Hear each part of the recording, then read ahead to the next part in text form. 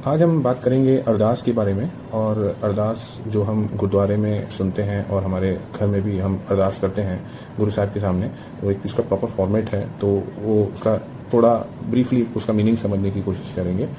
तो हमारी अरदास है जो स्टार्ट होती है एक भगवती जी की वार से। एक्चुअली होता क्या है कि जो भी वाणी लिखी गई है, जैसे हम सुखमनी साहिब पढ़ते हैं, तो वो सुखमनी साहिब की वाणी जो लिखी गई है वो अपने मन को शांति देती है। पर जब गुरु गोविंद सिंह जी महाराज वाणी लिख रहे थे तो वीर रस की वाणी की ज़रूरत थी, क्योंकि सिखों को लड़ना था, शस्त्र चलाने थे। तो उसके लिए वीर रस की वाणी चाहिए थी। तो उन्होंने चंडी दीवार वाणी लिखी दसम ग्रंथ के अंदर। चंडी दीवार वाणी के अंदर वो बताते हैं कि सिख को बुराई से, जैसे दुर्गा है, दुर्गा माता है, वो बुराई से लड़ने के लिए दानव का नाश करती हैं और ज़रूरत आने पे काली माता का रूप भी धारण कर लेती हैं। और उस चंडी दुर्गा माता को चंडी माता करके कहा है, और चंडी की वार इसीलिए उसका नाम पड़ा है। और इस वार में आगे चल के गुरु महाराज बताते हैं कि ये जो वाहिगुरु परमपिता वाहिगुरु है, वो ही दानव बनाते हैं, वो ही हमारे अंदर देवता बनाते हैं। तो वो ही दोनों को लड़ाते हैं। और यही इन्होंने ही राम को बनाया, इन्होंने ही कृष्ण को बनाया है। और ये ऐसे परमपिता वाहिगुरु हैं जिनका पार पाना, जिनको हम समझ कभी नहीं सकते। तो ये पूरी चंडी दीवार दसम ग्रंथ के अंदर है। और इस चंडी दीवार को हम भगवती श्री सहाय भी कहते हैं। तो वार भगवती श्री सहाय, जैसे हमारी अरदास शुरू होती है, तो ये वार भगवती श्री भगवती सहाय को हम चंडी दीवार के नाम से बाणी है दसम गुरु ग्रंथ में। तो हमारे अरदास शुरू होती है ओंकार श्री सतगुरु प्रसाद वार श्री भगवती सहाय पातशाही 10वीं, यानी कि गुरु गोविंद सिंह जी महाराज लिख रहे हैं। पहले प्रथम भगवती सुमरी गुरु नानक देव जी। तो आप इसमें देखेंगे कि पहले गुरु नानक देव जी को याद किया जाता है, फिर गुरु अंगद देव जी को महाराज जी को याद किया जाता है, फिर अंगद ते अमरदास गुरु रामदास ते गुरु रामदास हुई सहाय, अर्जन हर गोविंद नो सिमरो श्री हरकृष्ण दिहाइए। श्री हरकृष्ण महाराज जी को याद करके जिस चिट्ठे सब कुछ आए, जिसको देखते ही सब दुख चले जाते हैं, तेग बहादुर से मरिए गुरु घर नवनीत आवे चाहे, सब साई होई सहाय। तो ये जो वाणी है, आप देखेंगे पहले नाम गुरु नानक देव जी महाराज के आगे गुरु लगा है और बाकी 9 गुरुओं के आगे गुरु नहीं लगा है। तो इसका मतलब ये है कि सभी एक ज्योत का पार्ट है, और इनके आगे इसीलिए गुरु नहीं लगा है कि सब में ज्योत एक ही है। तो सबसे पहले गुरु नानक देव जी महाराज के आगे गुरु लगा है, और ये तेग बहादुर महाराज, गुरु तेग बहादुर महाराज तक उनके आगे गुरु नहीं लगा है। ये पूरी एक ही ज्योत है, इसलिए एक बार ही शुरुआत में गुरु लगाया है। दूसरी बात, मैं भी बचपन में ये सोचता था कि अगर ऐसी ही ये कॉन्सेप्ट है तो गुरु गोविंद सिंह जी के नाम के आगे गुरु क्यों लगाया गया है बाद में अरदास में आगे। तो होता है ये कारण हमको समझना होगा कि चंडी दीवार भगवती श्री साहिब की जो वाणी है, श्री गुरु गोविंद सिंह जी महाराज खुद ही लिख रहे हैं। और कोई भी देवता, कोई भी गुरु, जब आप अपने आप को 9 गुरु के साथ, खुद को 9 गुरु के साथ कंपेयर नहीं कर सकते। तो चंडी दीवार में ये शुरुआत यहाँ से होती है और फिर कंपाइलेशन होता है। बाद में जब कंपाइलेशन होता है और गुरु गोविंद सिंह जी का नाम आता है, तो उधर फिर गुरु करके गुरु गोविंद सिंह जी को कहते हैं। तो कई लोगों के ये मन में कन्फ्यूजन होता है कि सबके क्या वो उनका कोई अलग महत्व है इसलिए गुरु लगाए। नहीं, वो भी सेम ज्योत के हैं, पर वो भगवती श्री सहाय की वार से ली गई लाइनें हैं, उसमें गुरु गोविंद सिंह जी का नाम नहीं है, वो बाद में एडिशन हुआ इसलिए है। और आगे नाम आता है, आगे अरदास होती है कि 10वें पातशाह श्री गुरु गोविंद सिंह जी महाराज पंथ दे वाली सब थाई होई सहाय। सब थाई होई सहाय का मतलब है कि सबका भला हो, जिनको गुरु गोविंद सिंह जी को याद करके सबका भला हो। नौनिध आवे घर नौनिध आवे है। नौनिध का मतलब होता है 9 तरह के, निध मतलब होता है ट्रेजर मतलब होता है खजाना। 9 तरीके के खजाने आपके घर में आते हैं जब आप गुरु तेग बहादुर को सिमरते हैं। तो इसके आगे अरदास में है, दसा पातशाह या दे ज्योत स्वरूप श्री गुरु ग्रंथ साहिब जी दे पाठ दीदार ध्यान करके बोलो। यानी कि इन 10 गुरुओं की ज्योत से बनी श्री गुरु ग्रंथ साहिब जी महाराज का पाठ का दीदार करिए और वाहिगुरु बोलिए। पंच प्यारियाँ यहाँ पे पंच प्यारों को कहा गया है। तो होता यूँ है कि चांदनी चौक में जब गुरु तेग बहादुर महाराज को शहीदी दी गई थी तब बहुत तूफान उठा था और मुग़ल के जो सिपाही थे वो सब डर गए थे कि अभी बहुत ज़्यादा तेज़ तो चक्रवाती तूफान उठा था। तब हुआ यूँ था कि भाई लखी शाह ने गुरु महाराज का धड़ लेके गए थे और भाई जेठा जी उनका सर लेके अनंतपुर गए थे। तो भाई लखी शाह उनका धड़ जो सर के नीचे वाला जो हिस्सा था, पूरा शरीर था, वो अपने घर में ले जाते हैं और अपने घर को ही आग लगा देते हैं। तो वो आज दिल्ली में स्थित एक गुरुद्वारा है, गुरुद्वारा रकाबगंज। तो वो उनका भाई लखी शाह जी का घर ही था जहाँ पे वो गुरु महाराज जी का शरीर वहाँ पे अपने घर को ही आग लगा लेते हैं। और भाई जेठा जी जब अनंतपुर साहिब पे उनका सर ले जाते हैं तो उन अनंतपुर साहिब में जब वो सर ले जाके गुरु गोविंद सिंह जी महाराज के पास रखते हैं तो गुरु गोविंद सिंह जी महाराज पूछते हैं भाई जेठा जी से कि वहाँ पे कितने और सिखों ने शहीदी दी। तो जेठा जी बताते हैं वहाँ पे सिर्फ तीन ही सिखों ने शहीदी दी और 3 सिख भाई मतीदास, भाई सतीदास, भाई दयाला जी, इन्होंने शहीदी दी है। तो गुरु महाराज पूछते हैं, गुरु गोविंद सिंह जी महाराज पूछते हैं कि बाकी सिखों ने शहीदी क्यों नहीं दी, बाकी सिखों ने आगे विरोध क्यों नहीं किया, शहीदी क्यों नहीं दी। तो भाई जेठा जी बताते हैं कि वो अपने आप को सिख पहचानने से ही मना कर दिया उन्होंने वहाँ पे। तब गुरु गोविंद सिंह जी महाराज ने कहा कि मैं ऐसा वरदान दूंगा, मैं ऐसी चीज़ दूंगा सिखों को कि वो कभी भी हमेशा पहचाने जाएंगे, कभी कोई ऐसा नहीं बोल सकता कि उन्हें कोई पहचान नहीं पा रहा। तब गुरु महाराज ने 1699 की बैसाखी में लोगों को बुलाया और 1 सर, 2 सर, 3 सर, 1 सर मांगा तो एक व्यक्ति उठ के गया, दूसरा सर मांगा तो दूसरा व्यक्ति उठ के गया, उनका सर आता है, टेंट में ले जाते हैं, उनको खून निकलता है, अंदर उनका सर लेते हैं। तीसरा सर मांगा, तीसरा, ऐसे करके 5 लोगों का सर सर लेके उन्होंने पंच प्यारे बनाए और पंच प्यारे और कड़ा प्रसाद बनाया और पताशे से, और पंच प्यारे को अमृत छकाया और वहाँ से खालसा पंथ की शुरुआत हुई। और हम सभी जानते हैं खालसा पंथ में बाल केस 5 कड़ा है, केश है, कंगा है, कच्छा है। तो ये खालसा पंथ की वहाँ से शुरुआत हुई और वहाँ पंच प्यारों ने फिर गुरु साहब को भी अमृत छकाया और उनसे पूछा कि हमने तो अपना सर दे दिया है, गुरु साहब से पूछा कि आप क्या देते हैं। तो गुरु साहब बोलते हैं कि मैं अपना परिवार खालसा पंथ को देता हूँ। तो ये अरदास में पंच प्यारों को इस तरीके से याद किया जा रहा है। चौहान साहिबजादे यानी 4 साहिबजादे जो गुरु के साहिबजादे थे। तो होता यूँ है कि यहाँ पे याद किया जा रहा है कि चारों साहिबजादों ने अपनी कुर्बानियाँ दी हैं।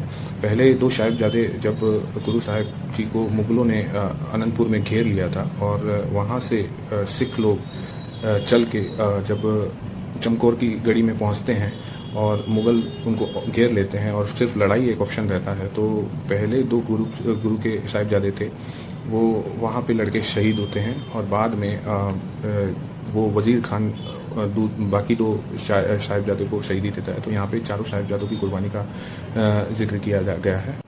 40 मुक्तों के बारे में यहाँ पे अरदास में जिक्र किया गया है। 40 मुक्ते एक्चुअली होता यूँ है कि जब मुग़ल लोग अनंतपुर के किले को घेर लेते हैं और काफ़ी लंबे समय तक घेरे रखते हैं, तो बहुत सारे सिख लोग और बच्चे लोग और औरतों को खाना धीरे धीरे ख़त्म होने लगता है। कई लोग अपनी मतलब हताश हो जाते हैं और टूटने लगते हैं। तो उनमें से कुछ सिख गुरु साहिब के पास जाते हैं और कहते हैं कि हमें जाना है यहाँ से और हम अनंतपुर का किला छोड़ के जाना चाहते हैं, हम हार के जाना चाहते हैं, हम यहाँ से निकल जाना चाहते हैं। तो सिख कहते हैं कि जो सिख वहाँ पे मतलब हेड थे वो कहते हैं कि अगर आपको जाना ही है अनंतपुर में, हमारे एक गुरु को छोड़ के जाना ही है, तो आप लिख के एक लेटर लिख के सभी का नाम लिख के वो लेटर में अपना साइन दर्ज करके दीजिए। तो तो इनमें से 40 सिख लोग ऐसे होते हैं जो अपना नाम लिख के लेटर लिख के गुरु साहिब को देते हैं कि हम अनंतपुर छोड़ के जाना चाहते हैं, अपनी मर्ज़ी से जाना चाहते हैं। जब वो अनंतपुर का किला छोड़ के जाते हैं, अपने गांव जाते हैं, तो वहाँ पे उनकी जो लेडीज़ हैं, वो लेडीज़ और औरतें हैं, वो उनको चूड़ियाँ देती हैं और कहती हैं कि ये चूड़ियाँ पहन लीजिए क्योंकि आप अपने गुरु के लिए काम नहीं आ पाए हैं और आपको जिस वक्त सबसे ज़्यादा ज़रूरत थी अनंतपुर किले में, तब आप वो लड़ाई छोड़ के, वो समाज छोड़ के आप आए हैं और तब उनको एहसास होता है, एक रियलाइजेशन होता है कि उन्होंने कुछ गलती की है। तो और वो वापस मुग़लों से लड़ने के लिए पलट के वापस जाते हैं और इस बार उनके साथ माता भागू भी जाती हैं, जो आगे चल के गुरु गोविंद सिंह महाराज की मतलब एक तरीके से संरक्षक या बॉडीगार्ड बोल सकते हैं आज की लैंग्वेज में, वो बनी थी। और वो लोग मुग़लों से लड़के शहीद हो जाते हैं और तब शहीद हो जाते हैं और गुरु गोविंद सिंह जी महाराज तब उनसे मिलने आते हैं और वो महान सिंह एक मुक्ते थे, 40 लोगों में से एक जो शहीद होने वाले थे, महान सिंह से मिलते हैं, अपनी गोद में बिठाते हैं और बोलते हैं कि आपने और तुम लोगों ने मेरी लड़ाई की है, बहुत सेवा की है। तो और उनको बोलते हैं कि अगर मैं तुम्हें आशीर्वाद देना चाहता हूँ तो आपको कोई आशीर्वाद चाहिए तो अगर कोई तुम्हारी इच्छा हो, आखिरी इच्छा हो तो मांग लीजिए। और तब महान सिंह बोलते हैं कि हमसे जो एक गलती हुई है, वो जो लेटर है उसको आप फाड़ दीजिए जिसमें हमने बगावत से लिखा था और हम वहाँ से चले गए थे अनंतपुर छोड़ करके। हमारे 40 लोगों के उधर साइन है क्योंकि जब धर्मराज वहाँ पे हमारा लेखा देखेगा तो वो यही देखेगा कि आप अपने गुरु को छोड़ के प्रॉब्लम में छोड़ के आए हैं। तो गुरु साहब उनको आशीर्वाद देते हैं और वो लेटर फाड़ के फेंक देते हैं और उनको आशीर्वाद देते हैं और उन सभी 40 लोगों को मुक्ति प्राप्त होती है और मुक्तसर में वहाँ पे गुरुद्वारा है और इन्हीं 40 इन सिखों की बात अरदास में की गई है। 50 प्यारियाँ, 4 साहिबजादियाँ, 40 मुक्तियाँ, हटियाँ जपियाँ, जिन्होंने 5 प्यारे, 4 साहिबजादे, 40 मुक्ते, हट करके जप करके तपिया, जिन्हें नाम जपिया, वंड छकिया, वंड मतलब होता है बांट के खाना, वन छकियाँ, देग चलाई जिसमें प्रसाद की देग चलाई है, तेग वाई, तेग मतलब होता है तलवार चलाई, देग के अंडित कीता, जो ये वर्ड है उसका लोग बहुत गलत मीनिंग लगाते हैं, बट मैं ये कॉन्सेप्ट बताना चाहता हूँ कि देग के अंडित कीता का मतलब ये है कि उस समय गुरु महाराज के समय में जो सिख फॉलोअर्स थे, अगर उनको मुग़ल के जो दरबारी थे अगर उनको पकड़ के चले जाते थे, सिपाही लोग पकड़ के चले जाते थे, तो उस समय जब उनसे विटनेस किया जाता है, उनसे गवाही मांगी जाती थी कि भाई कि गुरु साहब के घर में क्या होता है, वो कहाँ छुपे हुए हैं, कोई सिख कहाँ छुपा हुआ है, या कोई ऐसे गुरु के सिख जो जानकारी नहीं देते थे, उनको कहा गया है कि देख के अनडेट की था। उन्होंने देखा तो था मगर उन्होंने अनडेट की था। मगर कई लोग इसको मिसकंसेप्ट मानते हैं और ये कहते हैं कि देख के अनडेट की था मतलब यानी देख के अनदेखा कर दो। ऐसा नहीं है, हमें जुल्म के खिलाफ हमेशा बोलना चाहिए।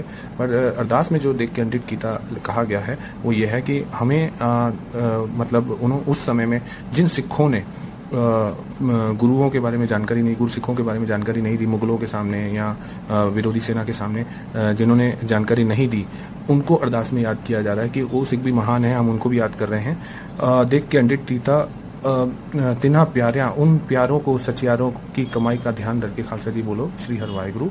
फिर आगे लिखा है अरदास में, जिन्हें सिंघिया ने धर्म दे हेत शीश देते बंद कटा, जिन्होंने धर्म के नाम पे शीश दिए, बंद कटाए यहाँ पे बात की जा रही है भाई मनी सिंह जी की। भाई मनी सिंह जी वही भाई मनी सिंह जी हैं जो दमदमा साहिब के अंदर जिन्होंने गुरु ग्रंथ साहिब लिखी थी। महाराज जी श्री गुरु गोविंद सिंह जी महाराज ने जब वाणी उच्चारण की थी पूरी गुरु ग्रंथ साहिब की, तो भाई मनी सिंह जी ने लिखी थी। उन्हें मुगल बादशाह ने जाकरिया खान ने बंद काट करके मारने की सजा दी थी। किसी कारण से दी थी, वो कारण फिर कभी हम जानेंगे, पर उनको एक सजा मिली थी। कुछ गुरु सिख के काम अच्छे किए थे तो मुगल बादशाह उससे नाराज हो गए थे, तो उन्होंने उनको बंद मतलब काट करके मारने की सजा दी थी। बंद का मतलब होता है जैसे ये हमारे जॉइंट्स हैं, बंद उसे कहते हैं। जितने भी जॉइंट्स हैं यहाँ से स्टार्ट करके जॉइंट्स से, जैसे ये हमारी कलाई है, जैसे हाथ है, ये जॉइंट्स हैं, सारे जॉइंट्स से उनकी बॉडी को काटना था और उधर पूरा काट करके उनको मारने की सजा मिली थी। तो भाई मनी सिंह जी को जब जल्लाद सजा दे रहा था तो वो जल्लाद ने पहला जॉइंट कलाई से काटने की सोची। तो भाई मनी सिंह जी ने उन्हें कहा कि ये मेरा पहला जॉइंट नहीं है, पहला जॉइंट मेरा यहाँ से स्टार्ट होता है, पहली उंगली से स्टार्ट होता है, पहले इसे काट करके पूरा फिर ये जॉइंट धीरे धीरे करके आप अपनी ड्यूटी अच्छे से निभाइए तो जल्लाद बहुत शर्मिंदा होता है और फिर सज़ा देने वाले के वक्त ये जल्लाद सोचता है कि मुझे ये नहीं पता चल रहा है कि मैं इन्हें सज़ा दे रहा हूँ कि ये मुझे सज़ा दे रहे हैं। इतना कन्विक्शन था उनको अपने सिख धर्म में, अपने गुरुओं के ऊपर इतना विश्वास था, शहीदी को लेकर इतना कन्विक्शन था। तो ये मतलब होता है बंद बंद कटाए जाने का, जो अरदास में बोला भी गया है। खोपड़िया लुहाइयाँ का मतलब है कि खोपड़ी को लहू लुहान कर दिया, खूनम खून कर दिया। ऐसे तो बहुत सारे सिखों ने अपनी जान दी है और खोपड़ी को लहू लुहान किया है, पर हमें ज़्यादातर रेफरेंस बाबा दीप सिंह जी का भी आता है। मगर एक और व्यक्ति हैं जिनके बारे में मैं यहाँ पे जिक्र जरूर करना चाहूँगा, भाई तारू सिंह जी। तारू सिंह जी एक बहुत अच्छे सेवक थे, लंगर ले जाते थे और सिखों को लंगर कराते थे और बहुत ही बहुत ही जाने माने मतलब सिख थे और उनकी पूरी फैमिली जंगल में जाके सिखों को लंगर करा के आती थी। और एक दिन ऐसा होता है कि एक मुस्लिम व्यक्ति आता है और वो बोलता है कि मेरी बेटी को किसी ने उठा ले गए हैं और मेरी बेटी को किसी ने किडनैप कर लिया है, चुरा लिया है और अपनी बीवी बना लिया है। तो तारू सिंह समझते हैं कि एज ए सिख कोई जुल्म कर रहा है तो मुझे उसकी जुल्म की आवाज़ सुननी चाहिए। तो वो भाई मनी सिंह जी के पास ले जाता है और मनी सिंह बोलते हैं कि हमें इसकी मदद करनी चाहिए। तो तारू सिंह वहाँ पे उनकी मदद करते हैं और उस लेडी को बचाते हैं, उनकी डॉटर को बचाते हैं, उस मुस्लिम व्यक्ति की बेटी को बचाते हैं। और ऐसा करते हुए कोई इनको देख लेता है और वो शिकायत कर लेता है जाकरिया खान के पास में, जो मुगल राजा था। जाकरिया खान उसको पकड़ पा के उनको सजा देने की कोशिश करते हैं और पहले उनके बाल काटने की कोशिश करते हैं। तो तारू सिंह जी बोलते हैं कि मेरे बाल तुम काट नहीं सकते, और जिस मोमेंट पे आप मेरे बाल काटोगे, उस मोमेंट पे जिस समय मेरे बाल आप लोग काटोगे, मेरी जान लोगे, मेरे मार दोगे, उससे पहले आपका राजा जाकरिया खान मर जाएगा। तो मतलब वो जल्लाद जो होता है, जो सजा देने वाला होता है, वो उसे उनके बाल काटने की कोशिश करता है। बाल नहीं कटते हैं और बहुत मुश्किल से बहुत जोर लगाते हैं, उनके बाल वो जल्लाद नहीं काट पाता है। तो वो एक आइडिया लगाते हैं और वो उनके खोपड़ी, उनकी जो स्काल्प है, जो खोपड़ी है, उनको वहाँ से चीरते हुए मतलब पूरी बाल की जो मतलब राउंड शेप में उनकी खोपड़ी को काटने की जल्लाद सोचता है। ऐसे करते करते उनको 15 से 20 दिन 30 दिन लग जाते हैं। तो आप देखिए कितना कन्विक्शन है, कितना भरोसा है उनको अपने गुरुओं पे, अपनी मतलब उनकी मतलब जान तक देने के लिए, मतलब तड़प तड़प के ही क्यों ना मरना पड़े, वो अपने गुरुओं के लिए लड़ रहे हैं। तो मतलब खोपड़ी लहू लुहान हो जाती है। तो जैसे जैसे दिन बाय दिन उनकी स्काल्प को काटा जाता है, उनकी खोपड़ी को उनकी स्किन को यहाँ से अलग किया जाता है बाल को काटने के लिए, वैसे वैसे राजा की तबीयत खराब होने लग जाती है। वो टॉयलेट में उनको बहुत परेशानी होती है, उस राजा को, जाकरिया खान को।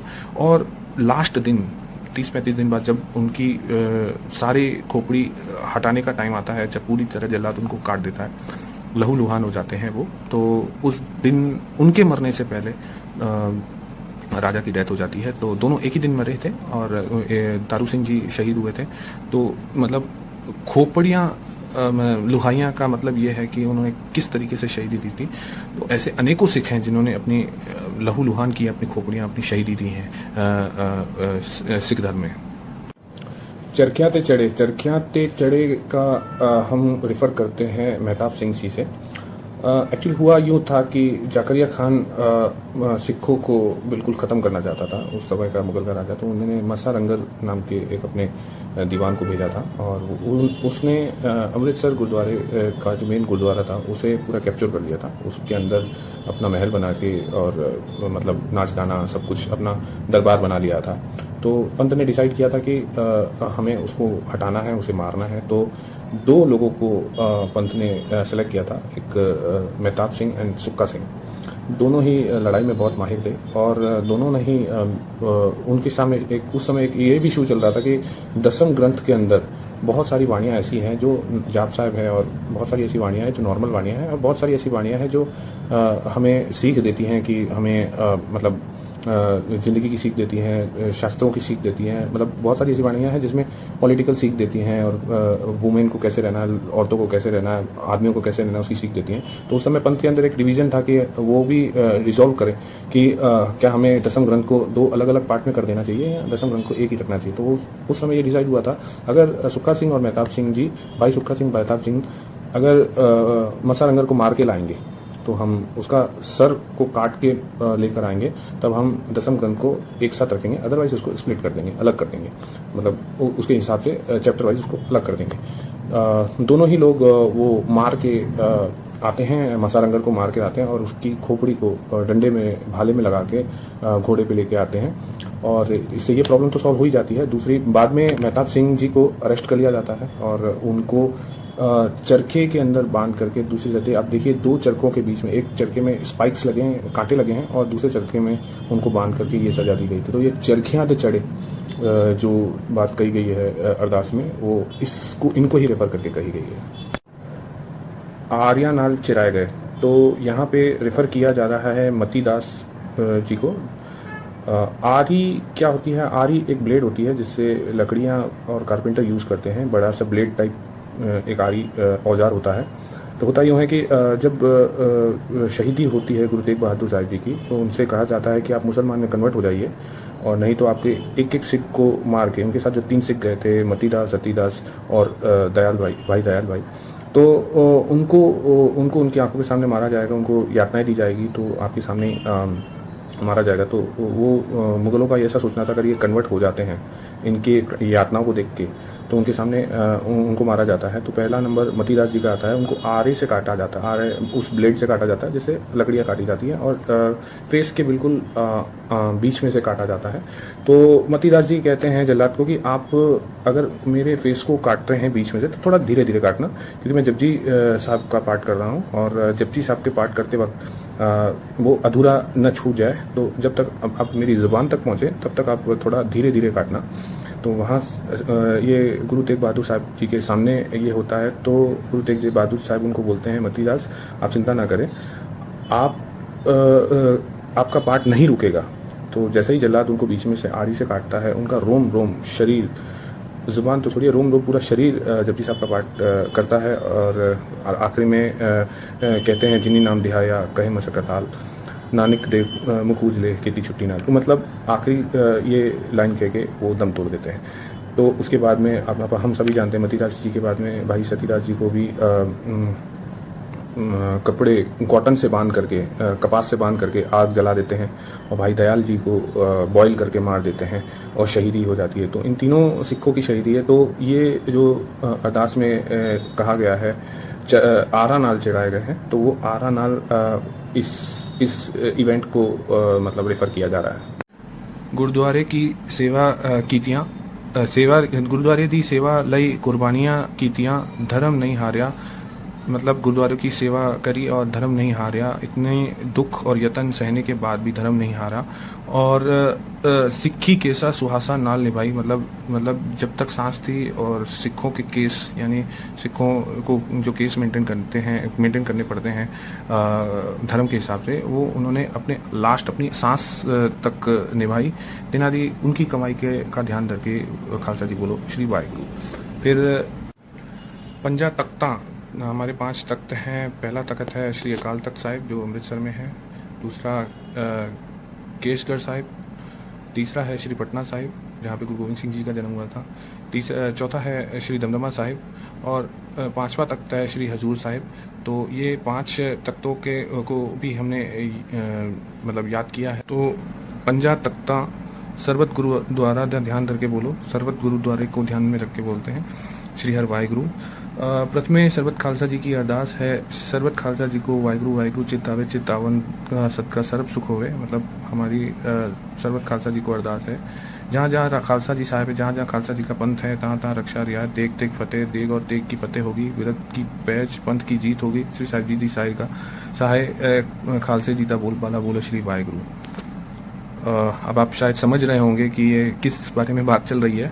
सिक्खा नु सिक्खी दान, अब हम एक रिक्वेस्ट कर रहे हैं वाहिगुरु जी से, सिक्खा नु सिक्खी दान दीजिए, केस दान दीजिए, रहत दान दीजिए, विवेक दान दीजिए, विसा दान दीजिए, भरोसा दान दीजिए, दाना सिर दान, नाम दान दीजिए, श्री अमृतसर जी देश दान, चौकिया झंडे बुंगे जुगो जुग अटल धर्म का जयकार बोलो श्री वाहिगुरु, मतलब उनका भी जयकार हो। सिक्खा दा मन नीवा मत ऊंची, हमारी मत ऊंची रहे, मत दा राखा श्री अकाल पुरख श्री गुरु वाहिगुरु है।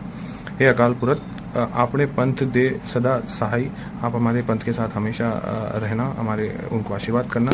श्री ननकाना साहिब ते होर गुरुद्वारा गुरदामद दे जिन्हां तो पंथ नूं विछोड़िया गया है, खुले दर्शन दीदार दा संभाल दा दान खालसा जी नूं बख्शो। यानी कि उन्हें रिक्वेस्ट कर रहे हैं, हम अरदास कर रहे हैं कि सारे गुरुद्वारा जिसमें पंथ नहीं विछोड़ा गया है उसके खुले दर्शन को आप खुले दर्शन मतलब का दीदार की सेवा का दान हमें दीजिए। और आगे हमें जिस पर्पज़ के लिए अरदास करनी होती है और उसे हमें मन में बोलना है और मत्था टेकना पड़ता है। तो ये थी अरदास के बारे में पूरा कंपाइलेशन। ये वीडियो बहुत बड़ा हो चुका है और कई बार ऐसा भी होता है कि मेरे वाणी को बोलने का उच्चारण सही नहीं रहता है, तो आप में से कई लोग पाठी हैं, मतलब आपकी आशीष रहेगी, आपका आशीर्वाद रहेगा तो हम धीरे धीरे पढ़कर वाणी को समझकर थोड़ा और क्लियरिटी आएगी आवाज़ में। तो हम देख रहे हैं कि कितना गहरा उसमें मतलब गहरा कितने लोगों को, कितने सिचुएशंस को हमने याद किया है, किन किन लोगों को याद किया है और हम अरदास कर रहे हैं इन सब लोगों के सामने, अरदास इन सब गुरुओं के आगे हम अरदास कर रहे हैं। तो इस सच्चे मन से हमारी अरदास, जब हम इस मन से सबको याद करके हम अरदास करते हैं तो हमारी सब अरदास हमेशा सफल होती है। तो हमें आगे जब भी हम अरदास करें इन सच्चे मन से इन इंसिडेंट्स को, हमारे गुरुओं को याद करके हम अरदास करें। वाहिगुरु जी का खालसा, वाहिगुरु जी की फतेह।